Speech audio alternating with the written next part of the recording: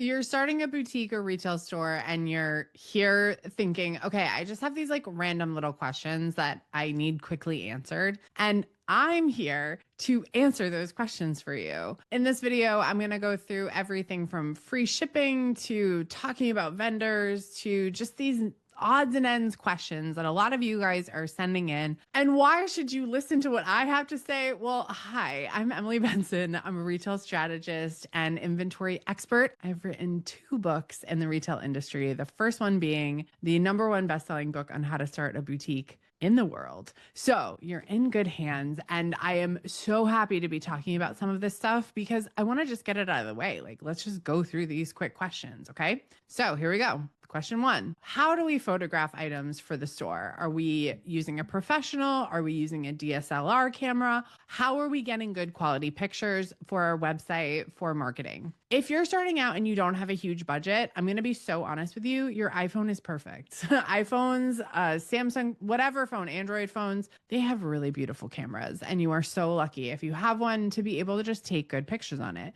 Now, what I will say is I would love for you to go and look at brands that you love where your customers also shopping and see what kind of photos they are taking. There's a couple of different kind of styles of photography. We have fashion photography, we have more editorial photography, and then we have true just like product photos. They're very different and you do need a little bit of a mix of all of them. So if I were you, or if I were me starting out a new retail store, I would honestly go out with a friend, go out with someone you know that has a good eye that can kind of take some pictures with you. And if that means you're trading clothes or you're paying through bartering, that's okay too. Remember, you're just starting up and you want to get the best first shot that you can. So we're using our phone. Maybe we're using a camera if we're like really good at it, but we're trying to kind of bootstrap this and do it on our own. If you have unlimited budget, would you hire a photographer still? Maybe I might. If I needed the colors to be like exactly right on my website, I might work with a photographer. If I knew the photographer could turn images around pretty quickly, yeah, I might work with a photographer. Often though, we see that turnaround time is like 2 weeks. It doesn't work for how quickly we move in retail, and it's easier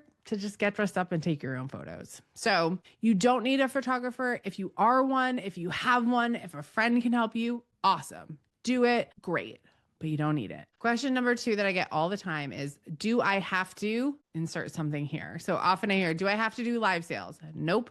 Do I have to mention the name of the vendors who I'm buying this from? Not necessarily. I will say there are some vendors where they're more prestige vendors. You want to talk about the fact that you're carrying them. But a typical LA vendor that you're going to run into at Magic or on Fair, on Fashion Go, you don't have to say who they are or what they do. Honestly, I think it's kind of silly when boutiques do that. And I know that they do it because there are customers that love a certain brand or know a certain brand fits them. If there are brands that are like denim brands or sort of more higher priced items, things that like really feel like, yeah, someone would get attached to the brand, you can totally mention it. But you don't have to. And honestly, at the end of the day, your business and your brand is the most important in terms of the hierarchy. So I want to just be so clear that like, yes, you can talk about the brands that you're buying, but more importantly, I want you to talk about your brand. If you're in the startup phase, I want to make sure that you know I have a 1-hour free webinar where I walk you through how to get started. It's called How to Start a Successful Clothing Boutique Business. If you want to watch it, it's available on demand. All you need to do is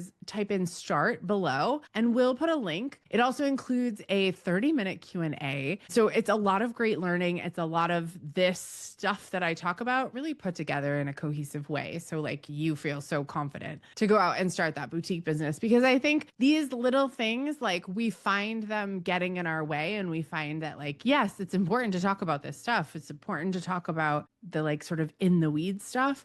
But overall, like if you're running your business using best practices from a retail perspective, then you're going to be successful. Oh, another should I want to talk about is do I have to be on every platform? Should I be on this? Should I be like using every social media? No. Be on one social media, maybe 2 where you know your ideal customer is. And then I would also recommend doing something that's more evergreen or search engine based. So make sure your Google listing is really good. Maybe you want to start using Pinterest because it's more evergreen. If you actually actually have Shopify, you can automatically have Shopify send your items over to Pinterest for you every time you post them. So no brainer, turn that on if you use Shopify. But something like Pinterest, something like YouTube even is a great place to have evergreen content. You guys are watching my videos from like 3 years ago, and I'm still building an audience and I'm still finding new people because of that. A lot of people will also ask me, should I like hire someone to do SEO for my website? I'm going to say yes and no. I mean, if you are naming your items really well using terminology that people are searching, if a customer comes to Google and types in like white maxi dress, yours might come up. Okay. What I'm going to tell you though is that there are other big brands paying a lot of money to get theirs higher in the search. So does SEO matter? Like yes and no. What I think the SEO that most matters is if you are a pop-up shop or you're in a collective, or if you have a brick and mortar, you do want to pop up when someone Googles boutique near me or a boutique in Boston. You want to pop up with that. So to add those things on your website, really the easiest place to do it is right on that front page. Just go to the bottom of your Shopify site, right on the front landing page, whether it's Shopify Square, whatever you're doing online. And at the bottom in the footer, add some of these key terms. You can even have something like ChatGPT write you an SEO driven search engine optimized description of what you do so that you can put that on a few different pages on your site. The thing about SEO that just to know and why people talk about it is essentially the web is searching all the time. These web crawlers from Google, from YouTube, all these search engines, they're actually going out and they're crawling on the internet and they're bringing the data back so that when a user does come and search for something, it has the most recent up-to-date internet gossip for the person searching. So the more you update your website, the more you add terms that you think people are going to be searching for, especially if it's more local, if you're in a certain state, if you're in a certain county, a certain town, all of those things, add them on your website because that's what Google is going out and searching for and then bringing back and feeding to the user. If you are going to be shipping items, if you're online only, if you're brick and mortar, I don't worry about shipping yet. Brick and mortar, let's worry about your store setup. Let's worry about your friend forward table. Let's worry about a lot of the other things to get your word out there. But if you are online and you are shipping a lot, a couple tips for you. So the first question we get all the time is, should I do free shipping or not? My honest to God answer is, I don't care what you do. Just make sure it's paid for somewhere in your back end. So whether you are building it into your retail price, whether you're building it into your margin and then saying we're doing free shipping, or you're going to maybe split it with a customer. So you add a few dollars to every retail price and then you charge $4 flat rate shipping, $6 flat rate shipping. Great. I will recommend for any shipping that we're using bags, not boxes. It's always going to be cheaper to ship in a poly bag. We love a good recycled bag. We love something made out of post-consumer recycled material or something that's compostable. So we are thinking about being more sustainable, but that sort of plastic envelope is always going to be the cheapest way to ship. Now, the other piece of this though, is that if you are shipping something that's more breakable, like jewelry or giftware or shoes, it's going to be more expensive. It's going to be more complicated to make sure that it ships well, but you're a smart person. You're going to figure that out. And what I always say is pretend you got an order. Pack it up, bring it to the post office, have them weigh it, have them measure it, see how much it costs. Now, what you might want to do, and this is something that I'm not going to give you so you can search on the internet elsewhere, but you may want to set up your system so that you enter the weights of every item into your POS system, and then it connects with USPS or it connects with FedEx or it connects with the carriers of your choice through your POS system. So I'm going to talk Shopify talk here because Shopify is sort of best in class for doing this. So Shopify, as you start to connect the back end, it's going to have you select some carriers to use. Now, remember, you need to be able to somehow get this to the carrier. So most often people are using the United States Postal Service, right? But if you live near a FedEx, you live near a UPS, you may want to set up an account with them. You may go talk and say, hey, I'm a small business. They always want to work with small businesses. So I would highly suggest if it's FedEx, if it's UPS, if it's DHL, depending on where you're shipping and how you're shipping, this is going to take take a little bit of research, but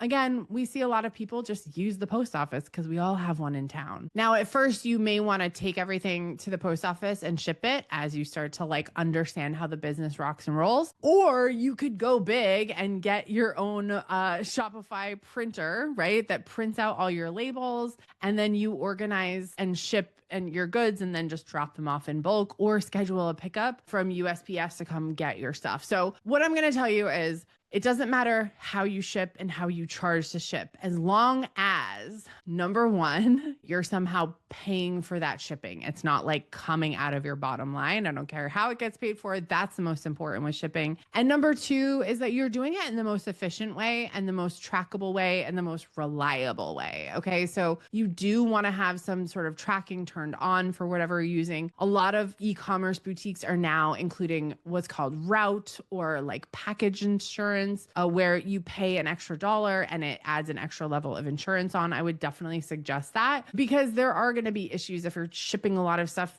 Things get lost, people move, like things happen. Okay. So shipping is kind of the like annoying part of, I think, of having a boutique business where you're online. But once you get the hang of it, like it's no big deal. So don't worry too much about these things. Remember, everything is like Googleable, figure outable. The biggest piece of it is that you're making money, you're being efficient, and also like you're shipping as quickly as you can. People are still wanting things quickly. And so just make sure that you get an order, you pack it, and you ship it.